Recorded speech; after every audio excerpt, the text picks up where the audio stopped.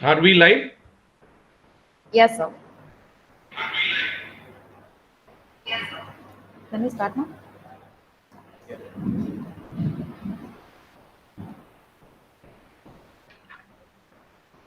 Good evening, everyone. I would like to welcome all the participants to our fourth edition of ConnextAI Webinar today, AI and Education Awareness Program. We are very glad and excited to see a lot of participant registrations from all over India and all over the world also. I would like to quickly introduce the speakers of today. Dr. Augustin Arul Prasad, Assistant Professor, IQAC Coordinator of DG Vaishnav College. With vast experience with research and education, he is dedicated to quality of education with technology today. Many of us would even know him with his trainings and workshops on technology and education and ICT tools for teachers today. Welcome you, Dr. Augustin. Next, we have Jay Murugan. Jay Murugan is the man behind J Group of Schools in Salem and Thoothukudi district. He is one of the pioneers in adopting technology in the new methods and processes to the education in the world today. We are very proud that J Group of Schools is the avid users of Deep Grade. Thank you very much for being here, sir. And the next two speakers are from Team Smartail, Mr. Swaminathan Ganeshan, co-founder and CEO of Smartail. He is passionate towards technology and product building with the power of AI to the education industry. And then we have Aslam Sharif, expert in the tech industry with over 2 decades of experience with global tech companies. Today, he is passionate about product adoption with the power of AI in the education industry. I would like to welcome all of you once again. Before we begin the session, to all the participants, in case if you have any questions, please put it in the comment section that we would address it to the speakers. And also throughout the session, throughout the end of the session, we will be giving you a link where you can fill in your details and get your certification in your email. Let's begin the session. This is the quick view of agenda for the webinar today. Overview of AI by Aslam Sharif sir. AI in education and use cases by Dr. Augustin Arul Prasad. AI efficiency and deep grade platform by Swaminathan. AI in education benefits and impacts by Jay Murugan. So beginning with the session, overview of AI by Aslam Sharif. Over to you, sir. Thank you, Radhika. So, Swami, should we and Dr. Augustine, should we wait a couple of minutes for the people to join? Because we are at 3-2 right now, and then I see participants still joining. So, should we give a minute? Swami, what do you say? Yeah, I think we can probably give like 3 more minutes. We can start at 3:05, just in the interest of everyone joining. We already have 26 participants right now logged in. Right. So we have about 200 plus registrations. So I think the crowd will start coming in. So we will probably wait for like 3 minutes. We have a very tight agenda. We have to talk a lot of things in the next 1 hour. So we can't wait longer, but I think we can afford to wait for about 3 minutes more, so that we can have everyone at peace. Agree. Hello, Dr. Augustin and Mr. Jay Murugan. Thank you so much for your time today. Thank you so much for coming in and then taking part in this webinar. Thank you, Swami, and thank you, Aslam. We are much delighted to be part of this team and also part of this workshop. Very young minds of India are working on this artificial intelligence, so we are we are excited. Thank you for calling us young. Thank you. It includes all of us. Oh yeah, true. True that.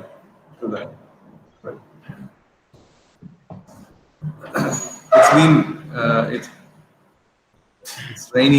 raining proficiently in Chennai, and then I've seen the news about it in Bangalore as well. We see a lot of rain coming through. Hope everyone's safe as well. All right, I think we are on time. Maybe next 1 minute, Aslam, you can. Oh yeah, sure. I'll give a minute and then we'll start. Yeah.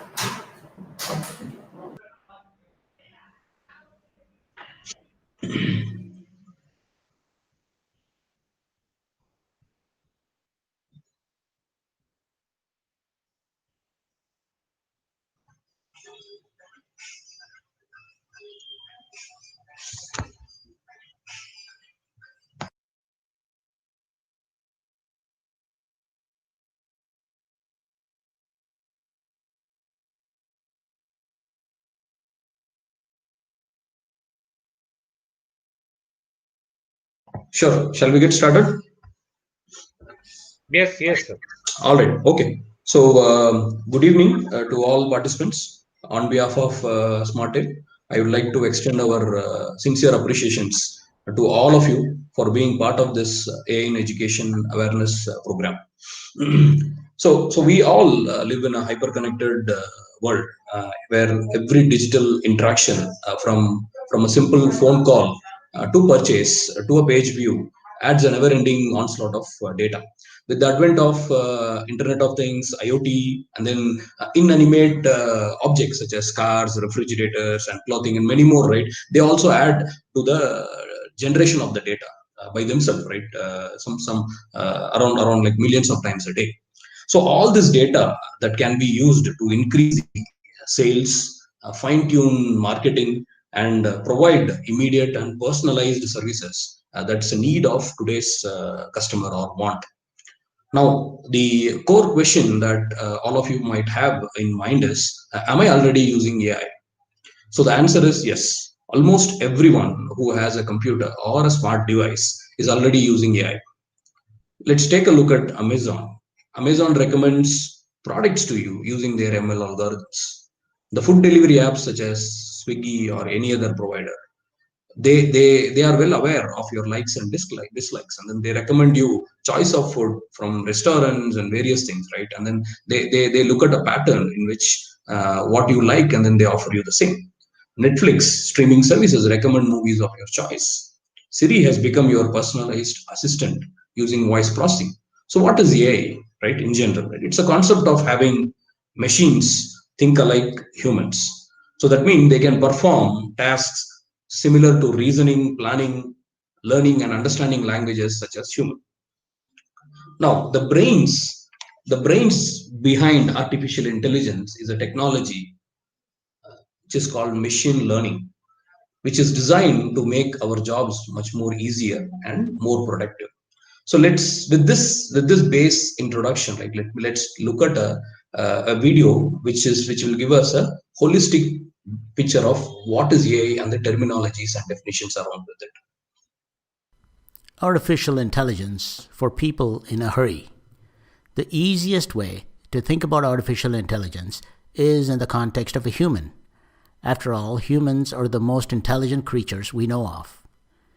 AI is a broad branch of computer science. The goal of AI is to create systems that can function intelligently and independently. Humans can speak and listen to communicate through language. This is the field of speech recognition. Much of speech recognition is statistically based, hence it's called statistical learning. Humans can write and read text in a language. This is the field of NLP, or natural language processing. Humans can see with their eyes and process what they see. This is the field of computer vision. Computer vision falls under the symbolic way for computers to process information. Recently, there's been another way, which I'll come to later. Humans recognize the scene around them through their eyes, which create images of that world. This field of image processing, which even though is not directly related to AI, is required for computer vision. Humans can understand their environment and move around fluidly. This is the field of robotics. Humans have the ability to see patterns, such as grouping of like objects. This is the field of pattern recognition. Machines are even better at pattern recognition because they can use more data and dimensions of data. This is the field of machine learning. Now let's talk about the human brain. The human brain is a network of neurons, and we use these to learn things. If we can replicate the structure and the function of the human brain, we might be able to get cognitive capabilities in machines. This is the field of neural networks. If these networks are more complex and deeper, and we use those to learn complex things, that is the field of deep learning. There are artificial intelligence for people in a hurry. The easiest way to think about artificial intelligence is in the context of a human. After all, humans are the most intelligent creatures we know of. AI is a broad branch of computer science.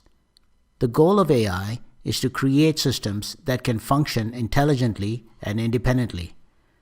Humans can speak and listen to communicate through language. This is the field of speech recognition. Much of speech recognition is statistically based. Hence, it's called statistical learning. Humans can write and read text in a language. This is the field of NLP, or natural language processing. Humans can see with their eyes and process what they see. This is the field of computer vision.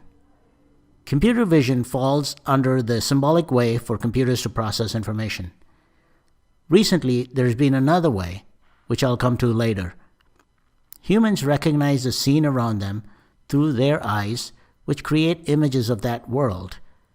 This field of image processing, which even though is not directly related to AI, is required for computer vision. Humans can understand their environment and move around fluidly. This is the field of robotics. Humans have the ability to see patterns, such as grouping of like objects. This is the field of pattern recognition. Machines are even better at pattern recognition because they can use more data and dimensions of data. This is the field of machine learning. Now let's talk about the human brain. The human brain is a network of neurons, and we use these to learn things. If we can replicate the structure and the function of the human brain, we might be able to get cognitive capabilities in machines. This is the field of neural networks. If these networks are more complex and deeper, and we use those to learn complex things, that is the field of deep learning.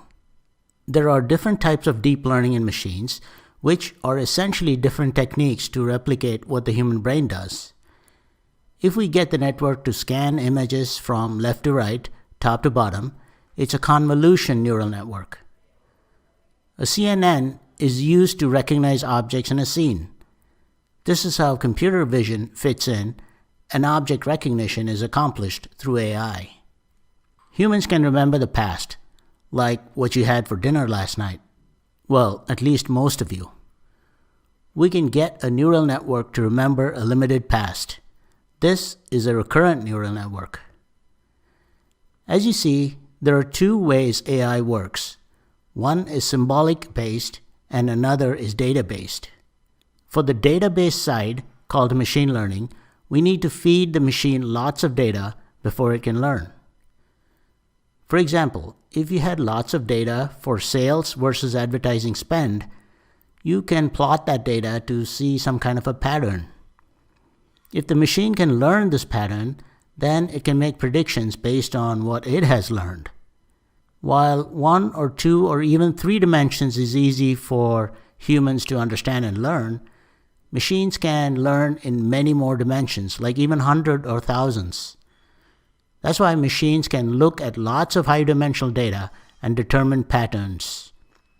Once it learns these patterns, it can make predictions that humans can't even come close to. We can use all these machine learning techniques to do one of two things: classification or prediction. As an example, when you use some information about customers to assign new customers to a group, like young adults, then you are classifying that customer. If you use data to predict if they're likely to defect to a competitor, then you're making a prediction. There's another way to think about learning algorithms used for AI. If you train an algorithm with data that also contains the answer, then it's called supervised learning. For example, when you train a machine to recognize your friends by name, you'll need to identify them for the computer. If you train an algorithm with data where you want the machine to figure out the patterns, then it's unsupervised learning.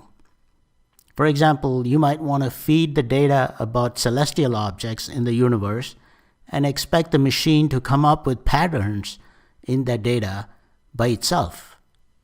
If you give any algorithm a goal and expect the machine, through trial and error, to achieve that goal, Then it's called reinforcement learning. A robot's attempt to climb over the wall until it succeeds is an example of that.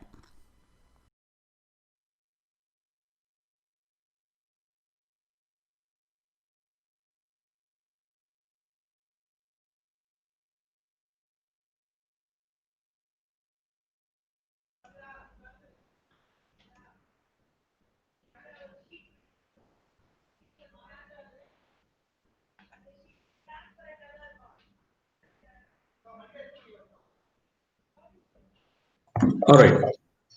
Let us continue to understand a few more experiences of AI. Can we move on to the next slide, please?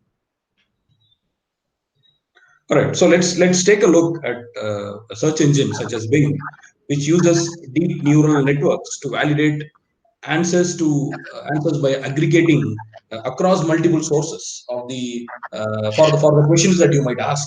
And then there are enterprise CRMs like Salesforce, which brings in AI to improve the overall customer experience.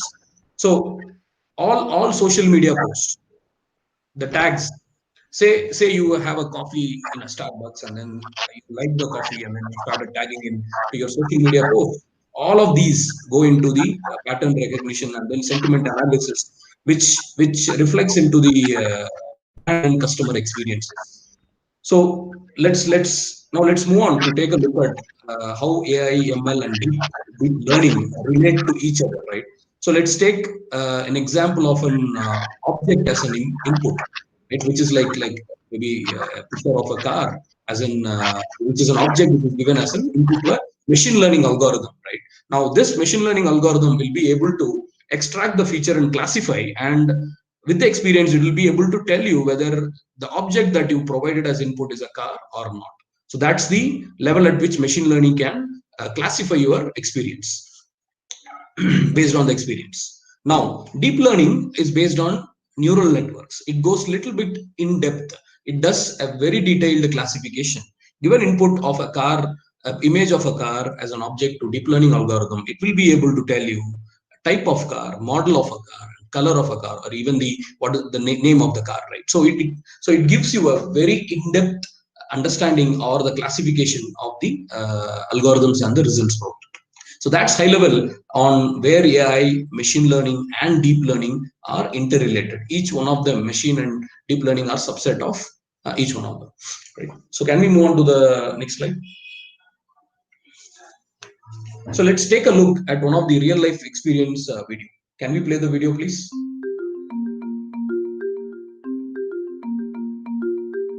Welcome. Swipe in here.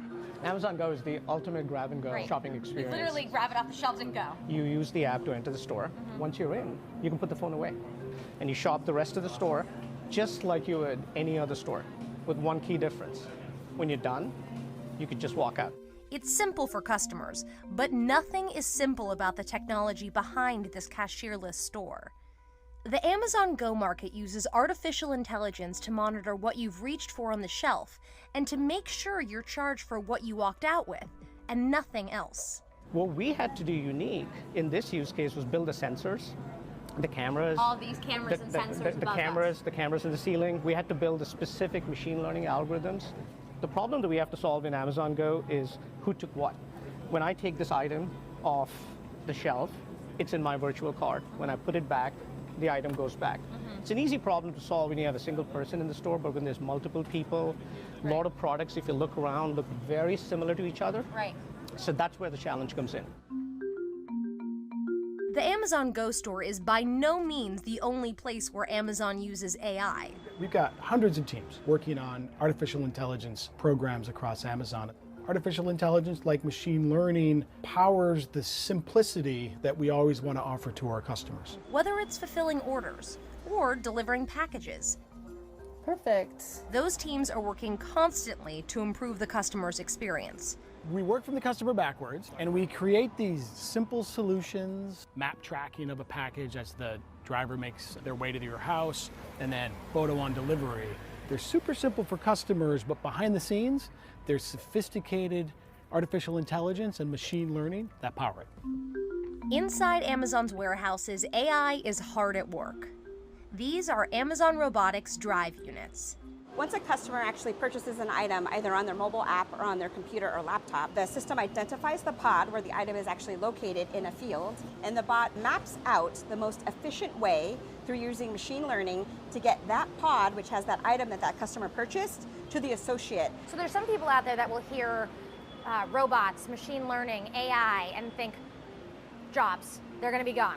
What we've actually determined when we've actually deployed our solutions in our fulfillment networks is that we actually are relying a lot more on our associates. We've increased their efficiency, and it really gives them the ability to work on different tasks. And we've actually grown our associate employments across the globe to date.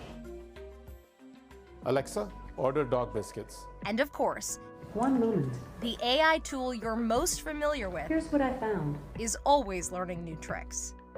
So I'll give you an experience that you might want to have when you come home, you've had a long day. So you just come in and say, Alexa, good afternoon. Good afternoon. Welcome to the Day 1 Home Lab. Lifting the blinds. She lifts the blinds. 88 degrees Fahrenheit with partly sunny skies.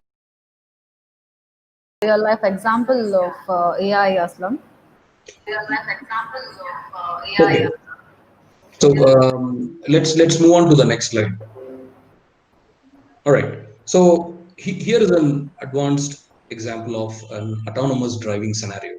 So you could see here that there is traffic lights in the picture, and then there are people that are walking around, and there are objects in front of the car, and then there are on the sides. So this is an advanced area where deep learning is widely used in self-driving cars. So a few years from now, we will see that we will be traveling in Uber or Ola, possibly without a driver in it.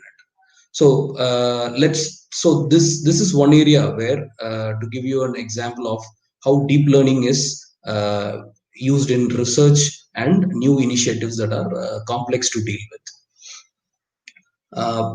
With this basic understanding of AI that we have now, let's start looking at very specifically on how it relates to AI in education. So when you relate to AI specifically in education, we talk about adaptive learning, we talk about interactive tutoring, intelligent contents, and then talk about solutions on grading and saving effort and time, and then how to identify the learning gaps and then upskill that student as well as the teaching educators or the teaching community.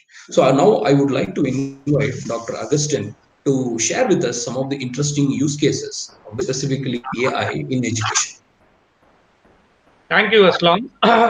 Very good afternoon to all the participants, the panel, and also the viewers in YouTube Live. And I am Dr. Augustine, Assistant Professor of Chemistry, DG Vaishnav College. Now, as far as this AI is concerned, we have to look into this AI from an educator's point of view. And as far as the UNESCO is concerned, it has given the Sustainable Development Goals by 2030. And based on that Sustainable Development Goals, one of the important goal is to ensure inclusive and equitable quality education and promote lifelong learning opportunities for all. So, my dear teachers and other viewers, the link between AI and education is multidimensional. Many are still in very nascent stages, while others seem to be challenging the very foundations of education internationally. And as an educator, I always used to tell my students and also my fellow colleagues that we are teaching today's children with skills required for jobs that do not exist today. Just imagine before 20 years, jobs like Zomato, jobs like Uber, jobs like Amazon did not exist. But we all completed our degree.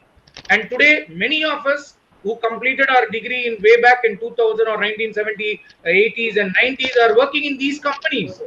But please remember, today we are teaching children with skills required for jobs that do not exist today. And in this scenario, it is the role of AI that we need to look in for, and the role of AI for, as, and in education, and they are all interrelated and often cannot be separated, technically speaking. Okay, so how this AI can improve the learning process. So this is a $1,000,000 question, and that is the reason why we are here today. And our deep grade, our Smartail will help us in understand it better. Now, there are a few questions which I want to ask. The questions are: will AI help scientists better understand how learning happens? Is there a little chance for teachers will be replaced by machines in the future? But how will the use of AI in education and learning can transform the role of teachers? What continuous support is needed to prepare teachers to work with AI and in an AI rich education environment? As AI might transform all areas of human life, how can education prepare learners with human mission, collective intelligence to live and work together with AI?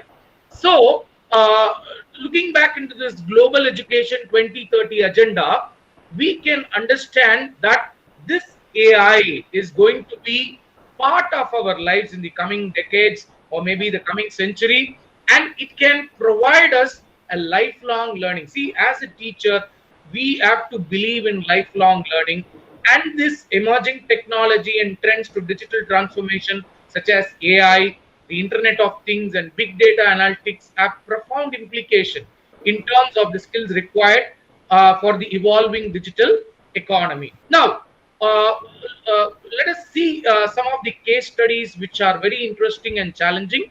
So, as far as the artificial intelligence with regard to UNESCO is concerned, there are many initiatives around the world.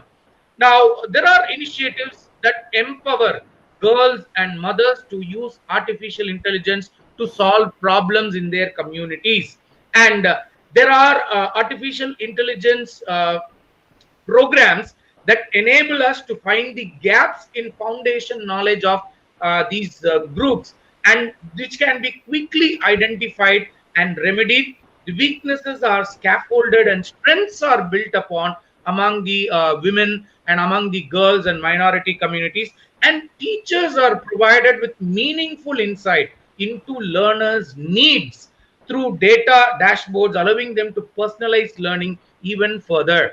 And if you look into the developing AI skills to ensure on inclusive society where the machine learning to school children together with their families can be done. Okay, it can be done. And do you know, see, all these artificial intelligence and artificial intelligence learning process requires data scientists. And today, you know, data science is becoming a very big area where many of them are learning about data science. And as far as the Wikipedia is concerned, it is also taking this AI very seriously. It has already been working with this AI. We have a Wikimedia Foundation, and it is a global open knowledge resource which leverages so many information and contribution to AI as well as to improve its content. So, like this, we can understand that this AI for education is going to help teachers a lot and to intervene the learning process beyond the classroom. So this is a very important area of concern. Radhika, can we go for the video? Play jazz. Playing jazz. Smoothie. Making smoothie. Calendar. No meetings today. Remember, tandläkare at 9:30. Fire off. Fire off. Open door. Door open. Sånn. Så skal vi sette en til. Ja. Open door. Wrong voice command. Open door. Wrong voice command. Open. Open door. Repeat that. Open door. I didn't understand that. Hey! Open door! Play on the floor. Get over the floor! Open the door! Wrong Open the voice door! command. Error. Hey, there. With a rock? Open door. Higher. Higher volume. Higher. Higher. Yes. I would like to ask a very simple question to the panelist. Why should you take a data scientist with you into the jungle? Can somebody answer? Any guess? So why should I take a data scientist into the jungle? Yeah, why should you take a data scientist with you into the jungle? Okay, I have no idea.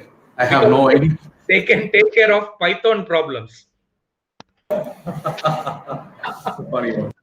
Okay, so today this artificial intelligence and data science, data scientists are creating a new kind of environment for, especially for the educators and teachers.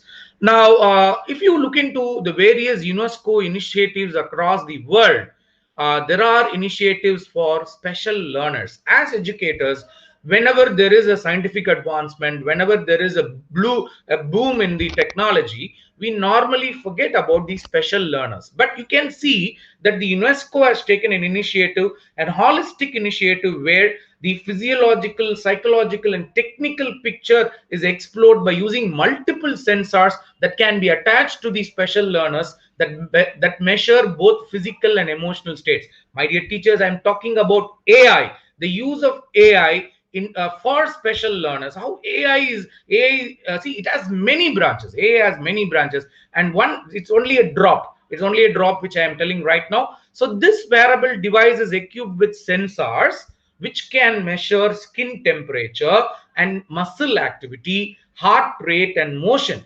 So if these sensors can give a variety of data, so data points can be visualized using a mobile app in a real time, thus making it easy and quick to view data on the anxiety and heart rate levels during the different learning process, so that you can have a wide variety of data and you can understand how these special learners are learning. So many such AI platforms are available, and one of the initiatives by UNESCO has done it very well. And if you look into this, teaching STEM to youth through AI is another challenge, where the after school program is established in Senegal, and the children are offered STEM workshops, especially in a pattern and voice recognition, computer vision, and natural language processing. Okay, so if even there is a program from University of Sao Paulo, which especially deals with the STEM, and it promotes motivation and engagement and support learning while students are interacting with the learning environment. So today we are talking much about interactive learning. So this interactive learning is happening everywhere in the world through AI support. Even in India, we are this UNESCO initiative was done in Department of School Education in Haryana, India, where the adaptive learning technologies, we will be soon seeing it in the next slide. And coming back to this, using AI to bridge learning gaps and matching industry needs, this is a very important area, because see, as I told you at the beginning, we are today providing children with skills for jobs that do not exist today, but it's going to come tomorrow. So there is going to be a gap between the skill set that we are offering today and the skill set that is available, and the skill set that is going to happen, and skill set that is going to that is required by these children in the future. So machine learning and AI learning analytics are going to play a major role, and this AI is going to be used to assess what learning demands and what to expect in the future. Can we go on to the next video?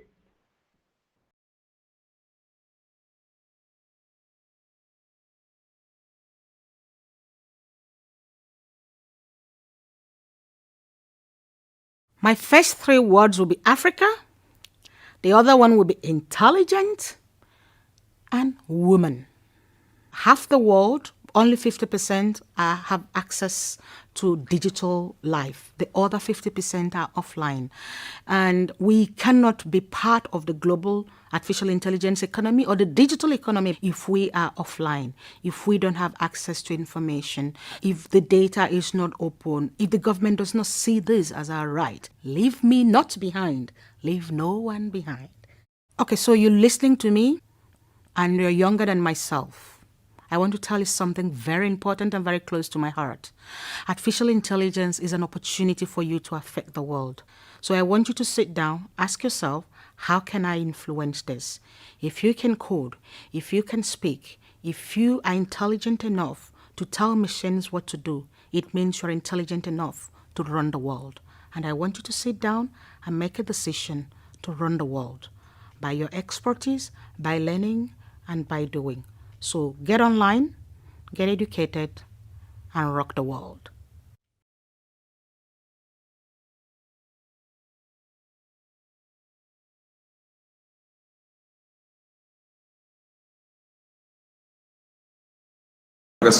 Yeah, let us see one of the initiatives about the AI that has happened in our country, in India, in the Department of School Education in Haryana, where artificial intelligence was used in many ways. But unfortunately, what happened? This project was not taken forward because of the lack of interest among the teachers and also poor funding from the government, and the entire project was scrapped. So in this particular project, you can see there is an adaptive learning that has been employed using this artificial intelligence, which can track the academic progress of the children and informing their teachers about the difficulties and comprehension. There is also an automated grader that has been employed in this project, where the use of automated grading was done, and the teachers submit this graded what I call essays as samples of satisfactory and unsatisfactory work. There is also an interesting feature called chatbot. This chatbot interviews, collects students' opinions through a dialogue interface and analyzes reason for variability, and the system is highly unbiased. And they also had personalized learning. So all information about individual students' pace and learning need is gathered, and it is used to deliver personalized learning methodology and activities. There is also smart content. With the help of AI, the textbook is divided into chunks of small digestible study guides, which are easy and ready to understand. And all these things are possible only with AI. And finally, you have a virtual facilitator, where AI is being used successfully to respond to student queries and act as a teacher's assistant in remote training programs. So like this, there are plenty of initiatives around the world where AI is used as one of the tool, and AI is going to be used as the only tool in future, because we are slowly transforming from a teacher-centered learning to a student-centered learning. The next decade is going to be a student-centered learning, where we need to give all the opportunity, and where we need to emerge as a point of contact, where we can understand everything about the student. From student point of view, we need to deliver everything, and therefore for all these things to happen, we need real-time learning analytics. We need real-time data. So all these real-time data can be provided only by AI, and again, it can promote a lifelong learning. Okay, so I think with this I stop. We can move to the next part. So thank you very much. Thank you very much, Augustine. So that was such an informative session. Now we will move on to a new video which explains about the misconceptions of AI. I think one of the misconceptions educators have about AI is the fact that it will replace them, or they don't really know how it works, so they tend to be afraid, or that it can be used in ways in which they don't understand, so they rather keep distance with this technology.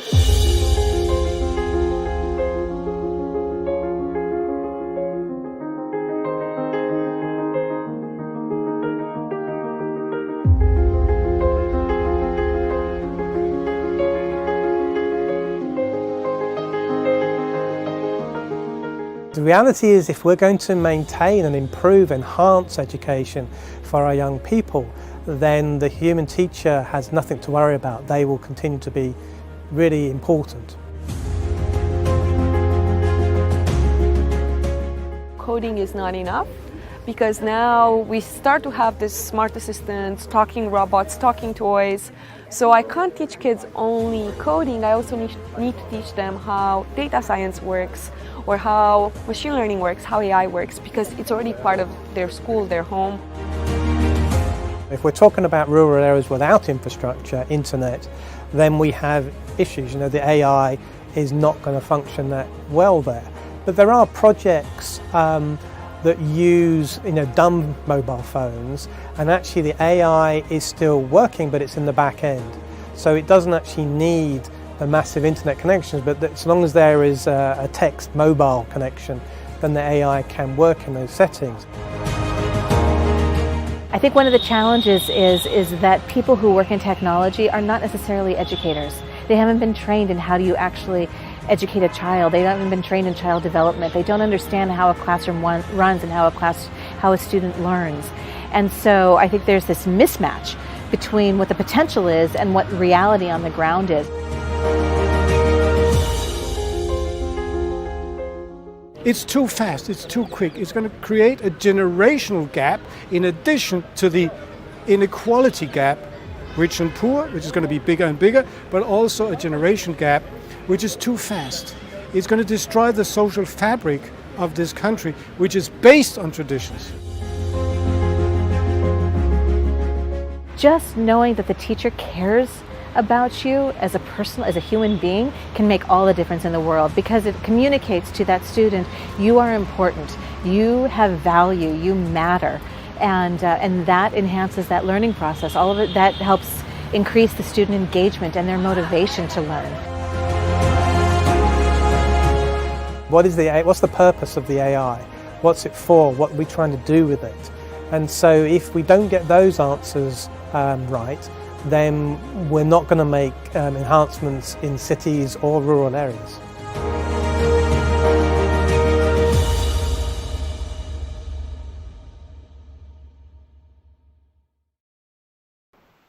I hope this video was helpful to understand how people see AI and what are their challenges when they are actually utilizing AI. With this, I would like to invite Mr. Swaminathan to explain about AI and technology adoption and clarify us with these misconceptions. Yeah, thank you, Radhika. Thank you all the panelists, and thank you for all the listeners as well who've been listening patiently. We got probably another close to 30 minutes to go, and I have the interesting topic of technology adoption. So if at all we can take and keep a milestone on technology adoption, now we can call this a pre-COVID and a post-COVID. Pre-COVID, how was the pace of technology adoption? And post-COVID, what is going to be the pace of technology adoption, and why there is more heads turning towards technology adoption, which can keep them afloat. So there is a concept called as Delta 4. I'll briefly explain what is this concept. So there is an old way of doing something, and then there is a new way of doing something. Now, is the difference between the two greater than 4? So you can take anything that you want and you can actually measure, saying, okay, the old way of doing something was 4. Now the new way of doing something was actually something like, say, 6. Now the delta or the difference between these two is not greater than 4, it's probably only 2. So will people actually adopt the technology? Will people actually adopt the process? This Delta 4 concept is not only for technology as such, it is also for the whole life process. When a human, or when does a human psychology or as a human being, we intend to use something new when it's really better than the previous one? So that's the concept of Delta 4, and there is a difference between doing the things new way and the old way. So let's take one very simple example, where calling a cab in maybe 10 years back, before the advent of mobile phones. So how are we calling cabs? I mean, I don't remember how we used to call cabs. This used to be like a week before booking, where you have to tell, okay, this is how this is a cab we need at this particular time, and then it comes, and then probably you only take it out when we go to outstation or something like that. There was no local transportation that was mainly happening with the local cabs as such, very, very rare. Or you had a single cab guy whose number you might have, and you will call him, and if he was available, and then he would come, and that's the max about it. What happened when Uber and Ola came into picture? What happened when even something like Fast Track, like a call taxi, came into picture? Even before the Ubers and Olas, there were call taxi. What happened? What was the difference? So this question I would like to pose to the panelists. or maybe to the audience as well in the live YouTube, how would you rate on a scale of 1 to 10? Can you please rate the old way of calling cabs before the advent of the mobile phone, before you had the mobile phones in your hand? On a scale of 1 to 10, will you rate it 2? Will you rate it 3? And similarly, can you also rate the new way of calling cabs, whether it's a Ola, whether it's a Uber, or whether it's any other platform that you actually have? So I'll probably take a 30-second break or a 30-second pause just to get the numbers from everyone. I actually still remember, Swami, when I tried to book a cab using my mobile phone in 2000, say 2004, 2005, my son was born. We used to contact a travel agent and we used to call him and book him, and all those process will happen. So right now it is on the click of my app. So on the click of my app, I get the response and immediately I start my traveling. Before 15 years, I need to wait for the cab for hours to come. So right now it is totally different. So it is totally transformation, upside down. Totally. So that is where is the difference to all the audience. Thank you, Dr. Augustine. So that is where is the difference, where you have a delta, or the difference between the old method and the new method is greater than actually 4. That's where the technology gets adopted. Not only that, is that the only parameter? Let's actually take up an airline, right? After airline came into picture, there were still trains, there were buses, there were your private cars, and everything is available. But when airline came into picture, now going from any location to any location, airline is the fastest mode. And if you see the delta is definitely very high than going by a car, or going by a bus, or going by a train. But what happens, and why people do not go for airline, or not all the people, why they don't go for airline? Well, that's a scenario where these are 4 factors that are very important when it comes to the adoption of new process or new technology. First thing is, it should be affordable.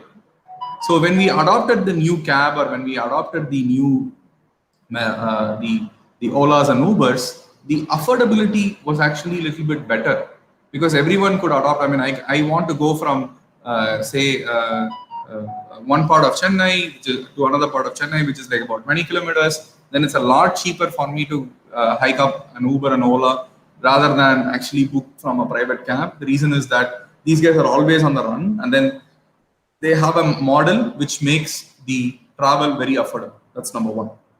Number 2, the process itself is irreversible. Now, would you drop this and go back to the old ways of booking cab? Will we ever do that? It's not possible at all. It's never. And whenever we want to hail a cab today, we don't say, hey, let's go and book a cab. We say, hey, just call Uber or just Ola, right? The action or that word becomes or the company name or whatever it is, that becomes the action verb itself. Now, how many of us have actually forgotten the phrase, search the internet? We don't say search the internet, we just say Google it, right? And then similarly, whenever you want to go and take a photocopy, right? And my kids do not know what is photocopy. They say, oh, you want to take a Xerox of it. Right? Xerox has replaced some of these, these companies have replaced the verbs, which are very, very critical, meaning the action is now the same meaning. So that is what is very important. And when all of this happens, how many of us have actually faced errors in Ola, errors in Uber, errors in a lot of these new advanced apps that actually come in? All of us have, right? I have at least faced 5 complaints with Uber and Ola respectively, but I still have them in my mobile phone. Why do I have it? The reason is that when the difference factor is greater than 4, you have a lot of patience. All of the users will have a lot of patience because they're seeing something really valuable out there, which they have never seen before. So that is why these users will be patient enough to let you mature, let the system mature, and let the system actually come up. So with respect to deep grade as such, I mean, if I want to talk about our own product is something which is definitely on a delta greater than 4 with our research and analysis, where we tell that, okay, if you really see the palette as such, older way is manual correction or manual grading of homeworks and classworks and exam papers and whatnot. Now, deep grade does it for you, you just have to review. Now, whether the delta is greater than 4 or not, and whether it's an easier method to do it or not, this is what actually drives technology adoption. Are you doing something which is the same way? I mean, earlier I used to correct a paper, now I go inside a computer on a mobile phone and put a tick mark. Or am I doing something different? Is it adding to the pain of already what I have, or is it alleviating my pain? These are two different points that one should measure when actually adopting technology. Be it AI, be it non-AI, be it just a chatbot, which is like program, be it just a very simple application where I can upload my pictures, it doesn't matter. If the delta is greater than 4, only then there will be use for you to adopt it. Otherwise, you should ask the question whether it's really adding a difference to me or not. Example of where the delta is not greater than 4 is shopping. Now, I like the feel of going and touching the fabric in a showroom, feeling it, seeing it, wearing it, and doing all those things before I buy it. That's why the online shopping has still not taken off to an extent where it has not killed the retail sector as such. So that is one other example that I would want to quote here. And when you go to the technology adoption itself, so you have this curve. This is a very important curve that from technology panelists that we all often look at this curve. Who does adopt technology, or who does adoption of something in the first initial stage when something is actually coming up? Who are the risk takers who would actually try it? That is only 2.5% of the actual market share. So only 2.5%. If there are 100 people, only probably 2 people will actually try something really new. So I will definitely call Mr. Jai, who's along with us today. He definitely belongs to that category where he's trying something really new, not only with respect to deep grade, but a lot of other things that he actually tries out. So that's number one. The 13.5% of people are the early adopters. So they want some proof. They want like, okay, this works, and I want to see somebody else use it first, and then I'll start using it. Then you have the early majority. Now, the early majority is people who really want like substantial proof and a foolproof system that is actually working before they adopt. And then the late majority are people who are laid back and who wait for the whole system to bloom and everything. And they say, okay, now this is a time for me to also actually pick it up. So I pick it up and then I start using it. So that's where the late majority comes in. And then the laggards are the last piece who are like really relaxed, and then like we will take it up at the end when we know that this works for sure. So there is a huge advantage for the first two categories, the innovators and early adopters. So the innovators and early adopters, they get cost advantage. They get to understand how an industry is moving towards. These are the visionaries. Probably the innovators are more visionaries than the early adopters. There is a little bit of money that is actually spent there because you don't know something is going to work or not. I still go and invest in it. I still go and do it. So there is a kind of a little bit of a balancing game that needs to happen. But that is actually worth it, because when you try 10 things, 2 things will hit you at a success, and that success will take you along as a visionary rather than someone who's like always playing safe. So that is where we always talk about the technology adoption curve, and very important that this defines the market share as well. And these early innovators and early adopters make or break the game. If you don't deliver as an organization or as a product that is actually coming into the market, if we don't deliver what is actually promised, so the innovators will leave you. So when the innovators leave you, then you have no chance of climbing in back. So that is very critical about the innovators and early adopters. So I'll quickly talk about how in deep grade, we heard a lot of jargons like machine learning, deep learning, RNN, CNN, NLP, so on and so forth. I'll quickly talk about a couple of things about why or how we use deep learning in DeepGrade as a product. There will be a short video which will explain what DeepGrade is first, and then I'll talk about how we use these technologies in building DeepGrade.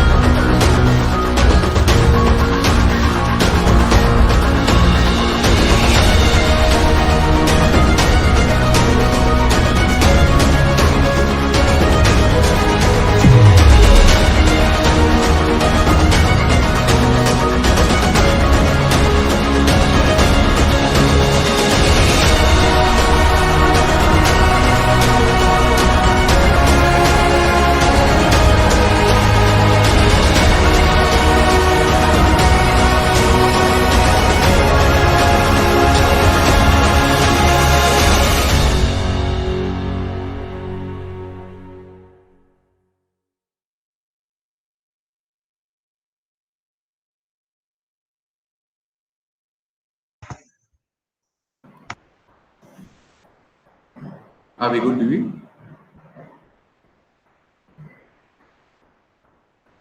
Yeah.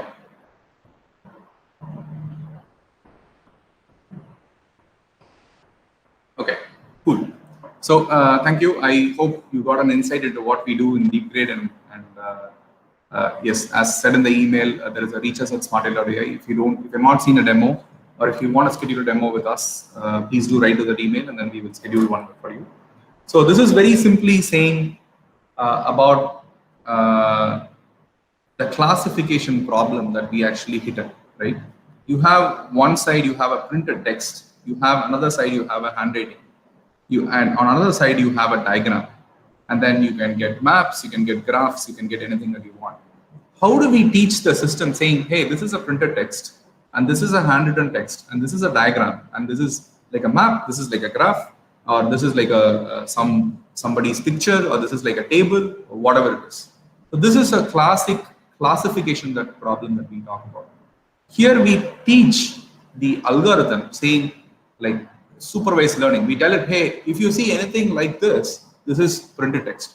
If you see anything like handwritten content, this is handwritten content. If you see anything like this, like in this particular shape, this is a diagram. If you see anything where there are lines and then there are rivers drawn in between, anything of this particular pattern, then it is a map. So we run this and retrain the system again and again and again over like 1 million times or 2 million times or 20 million times, how much ever it's actually required to actually make it classify and put each of these into separate buckets. Very simply, this is called as machine learning.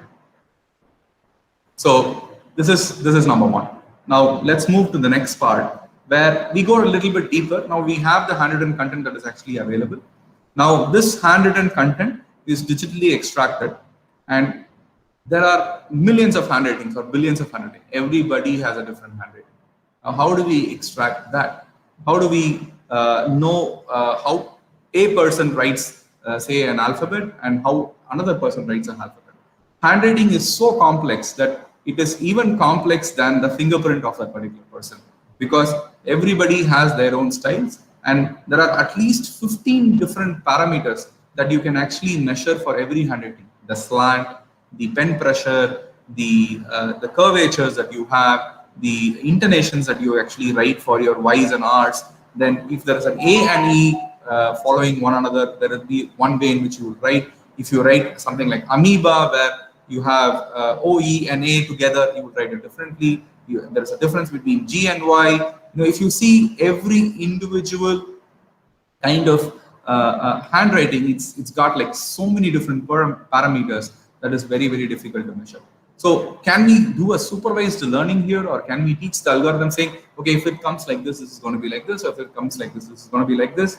How much amount of time will we keep spending on just doing this? So it is practically impossible for us to do a supervised learning here. And this is where we actually use something called as deep learning. So where we have our own CNNs and RNNs, where our neural nets, where it will start thinking like our human brain. Okay, this guy has written something like this. This is what it's going to be, or this is like an internal prediction that will make. And also that it will also know, okay, an apple a day keeps the doctor away. So when it reads an apple a day, so probably it will say there is a good amount of probability that keeps the doctor away is going to follow. So that's how smart the neural net will actually behave. So, and that is how, and that is why we are able to actually extract the handwritings in a very, very clean manner. Why so? Because we have collected a lot of answer papers and a lot of answer papers from different schools, different universities, from different regions, and then we have also collected handwritten text from over the internet, bought some ready-made content that is actually available. And we have very specifically trained our models on top of all these different handwritings and tagged them accordingly so that we have a very robust model. And this particular phase of what we have actually done is actually patented.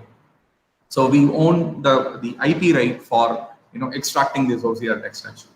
So now we have done good with extracting the handwriting. Now how are we going to grade it with respect to deep grade?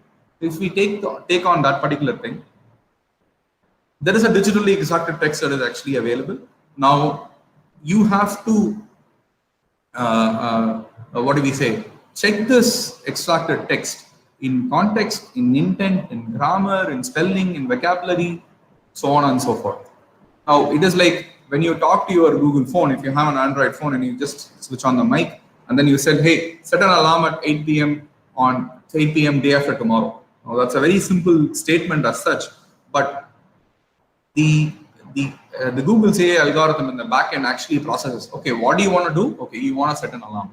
So your intent is to set an alarm, right? And when? So the next question is when? Okay, day after tomorrow. So what is today? So then it will set it will keep the 2 days, the day after tomorrow. Okay, what time? Now it's 8 a.m. Now I could have also told 1800 hours, so which is 6 p.m. Now it should still understand whether I'm saying 6 p.m. or 1800 hours or anyway.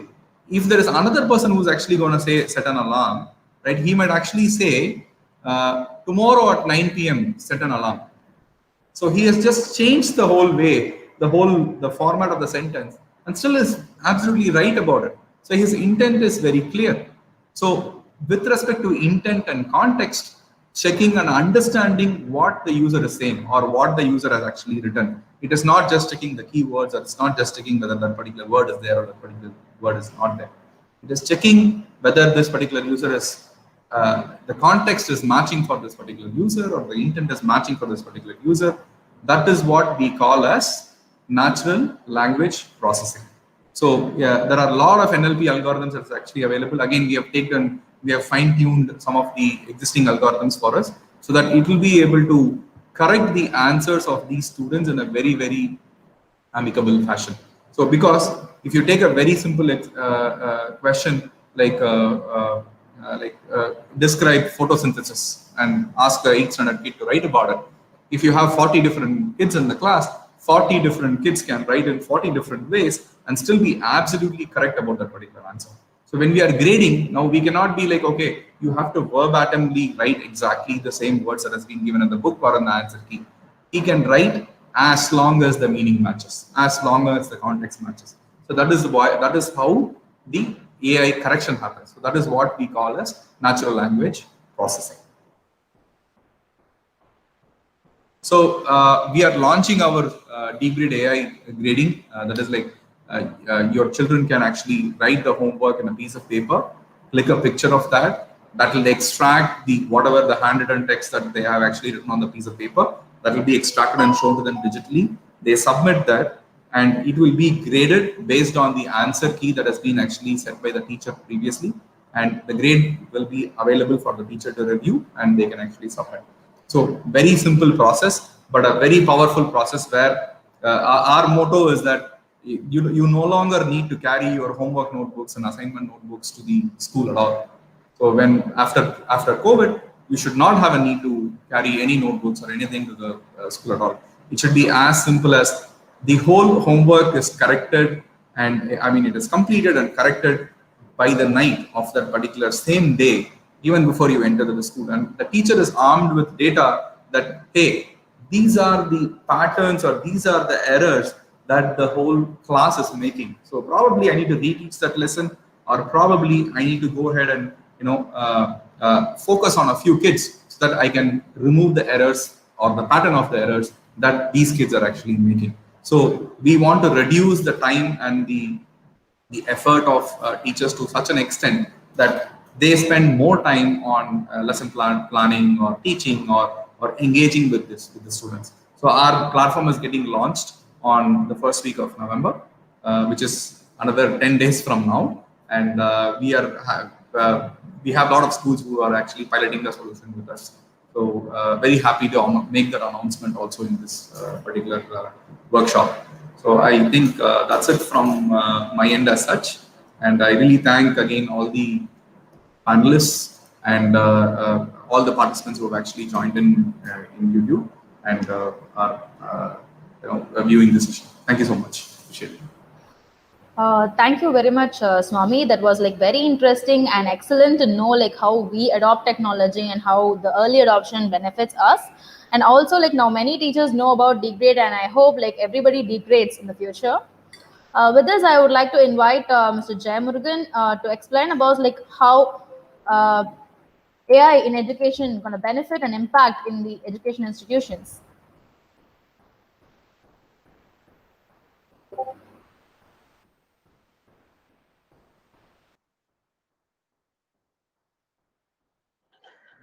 Thank you. Good evening, the future teachers of the world. I'm very happy to connect with you all. I thank Mr. Swaminathan, Mr. Aslam Sharif, and the Smartail Smart team. It's a great opportunity to listen Dr. T. Augustine Arul Prasad's speech and on AI and its impact on the future world. Since it's been clear about the role of AI is inseparable in the near future, I don't want to go deep into the technical part. Let me start by my speech by quoting our Honorable Prime Minister, Mr. Narendra Modi statement. Artificial intelligence is a tribute to human intellectual power. The statement given by our Prime Minister Narendra Modi in the recent summit RAISE 2020. So it is very clear about the role of AI getting implemented in the new educational policy 2020. India's Central Board of Secondary Education CBSE, in an attempt to mold their education system to make students well versed with today's fast growing and highly demanding technologies, has decided to include artificial intelligence in the syllabus for students.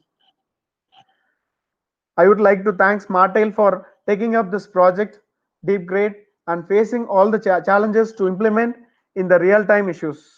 I just want to make sure one thing very clear: no humanoid robots can act as teachers or replace teachers in future decades. There are many projects already in the world that use computer intelligence to help students and teachers get more out of the educational experience. Same way, worldwide educational sectors is implementing and utilizing AI in administration, learning, tutoring, grading, and assessments. School education in India has seen substantial progress in recent decades with efforts to both the central and state levels. Gross enrollment ratio is 97% at elementary level and 80% at secondary level as per recent figures. Although the path is long and full of obstacles, yet the education pioneers like Smartail of the country have vowed to take the national education system at par with the global level. It isn't about education, more students with fewer teachers, but it is about educating the students we already have through the teachers we have, but more successful with integration of technology assets. AI has slowly begun making its place in the academic sphere, making it more accessible and personalized. The technology has turned the world of learning as educational material and become more accessible to all with the use of smart devices and computers. With the help of AI, all complicated administrative tasks will become automated, allowing faculties to invest more time in focusing on the students. My first point, AI tutors. While there are obviously things that human tutors can offer that machines can't, tutoring programs based on artificial intelligence already exist and can help students through the basic mathematics, writing, and other subjects. These programs can teach students fundamentals, but so far aren't ideal for helping students learn higher orders, thinking, and creative, something that real world teachers are still required to facilitate. In this way, AI can help as an additional tutor. And my second topic of the for the day is AI. AI is powered for assessment. AI's power can create fairer, unbiased ways to assess candidates by taking into account all the limitations of fixed format exams, such as varying weightages and the curriculum difficulty level. AI can set our compass right so we head into the right directions finally. So this assessments can help the students and teachers for development. And the third topic for the day is AI role on valuation and grading system. While AI may not ever be able to truly replace human grading, it's getting pretty close. AI can reduce wastage of time and resources at the grading stage because it allows each student to know how they are performing in real time from both the lens of proficiency and level and expertise. The critical information can motivate students to try harder throughout rather than at the end where they can see a final grade and it is too late to do anything. Teachers spend a lot of time simply grading papers rather than spending time with students and what is happening around us. At this moment, I like to point out a message to all teachers who are attending this seminar. How can all of us involved in the current world, reading newspapers or updating yourself with the new technologies around us? Very few or none. This state can be changed once AI enters the valuation and grading system by providing us enough time to equip ourselves for the new world. And my next topic is AI in personalized education. For generations, educators and trainers have struggled to design a course or teach a skill that filled with deep informations for everyone. Because all of us have varying degrees and different forms of intelligence. In short, customizing education for each student is a mammoth task and requires immense time and human resources, which is impossible. However, AI is a tool that can make things barrier a lot of the past. AI cannot only help teachers and students to craft courses they are customized to their needs, but it can also provide feedback to both about the success of the course as a whole. Some schools, especially those with online offering, are using AI systems to monitor student program and to alert teachers when there might be an issue with students' performance. So the final topic, to improve course content, with so much emphasis on creating educational content, we will soon be flooded with material being delivered through various platforms. But as a learner who is new to the subject, how can one conclude what is best for them? Teachers may not always be aware of gaps in their lecturers and educational material. They can leave students confused about certain concept. Artificial intelligence offers a way to solve that problem. The use of AI in the education sector, especially at the school level, has not only helped in easing the administrative burden, but has transformed the form of teaching. AI has started to prove its advantages and power in a wide range of educational areas like Smartail program, and it remains to be seen how the technology will empower and enhance overall learning outcome for all. It's great and right time to connect with you people. This seminar is need of the hour. Let's start our search about the new technologies and explore the world of AI and make our future generation well equipped and survive the world and its challenges. Thank you everyone for listening. Thank you, Mr. Jay. That was really good to actually know what is happening in the education institution. What is your vision for technology adoption in education institutions in the future? With this, actually, I would like to quote one latest news example of in this coronavirus situation. There is a AI-based company called Blue Dot from Canada, which actually identified coronavirus even before like 9 days, where who gave a statement to the world. So that is the power of AI-based technologies adoptions in the applicational field. So that is how like I believe the power of AI is also going to be used in the education sector in the future. With this, I would like to invite Dr. Augustine to give a concluding remark. Thank you, Radhika. Actually, I was about to tell an important information that as far as the California is concerned, it is prone to forest fire, and today the entire Californian state has been is placed with sensors. So they were able to prevent a lot of death. See, even during this corona time, we are collecting a lot of data every day, and we do not have even a single AI methodology to collect all these data and to analyze these data. And if we can do this on a day-to-day manner, I think we would have prevented a lot of corona before it has reached lakhs, before it has affected lakhs of people. So in the same way, I also strongly believe that deep grade will be a game changer in the market, and once it is launched, I think it will enable many students, and not only students, many schools to change their thinking pattern, the evaluation pattern, the course delivery pattern. I think deep grade will do a lot of work in that sector. And see, we need a lot of AI, because recently in last week in one of my lecture, I was actually teaching allied chemistry to my mathematics student, and I asked I asked a question to my student. There were around 40 students in the class, and I asked them, what area will be your choice for a job in the next 10 years? This was the question I asked them. What will be your choice? See, they are mathematics students. So I asked them what will be the area, and immediately I got the response that many students answered, sir, AI.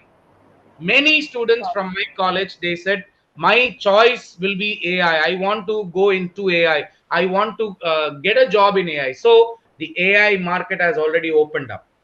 So today, even college students are talking about AI, and today deep grade is taking this technology to the school children, and I think they will do a wonderful job in this area. And I wish deep grade and Smartail team for bringing up this technology to us. Thank you very much. Thank you very much, Augustine. So actually, it is actually showing us AI is not just a technology word that we actually see everywhere. It is a vast thing that is going to be applicable in every other sector and going to benefit everyone in the in the world. With this, we come to the conclusion of the session. To the participants, there is a link that we provided in the description and the comment section where you can actually go fill it for your certification.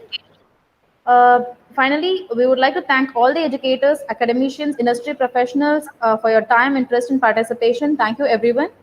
To all the teachers and educators, in case if you would like to try Deep Grade AI platform, please reach us at smartail.ai. Thank you, everyone. Thank you so much. Okay, thank you. Thank you all. So one last thing, I think there is one Mr. A.B. Teeth who has a couple of questions on how deep learning algorithms work. You can actually write an email to reach@smartail.ai. Maybe I can plan a demo and I can explain to you a little bit more in detail on how the whole thing works. Because in the interest of time, we are already 4 minutes past. So in the interest of time, we'll take it offline. Thank you so much. Thank you, everyone. Thank you, Jai sir. Thank you, Augustine sir. Thank you, Aslam. Thank you, everyone, for being part of this. Thank you, Radhika, for hosting us. Thank you. Thank you very much. And thank you all the back Thank you. for having it. Right. Thank you. Thank you.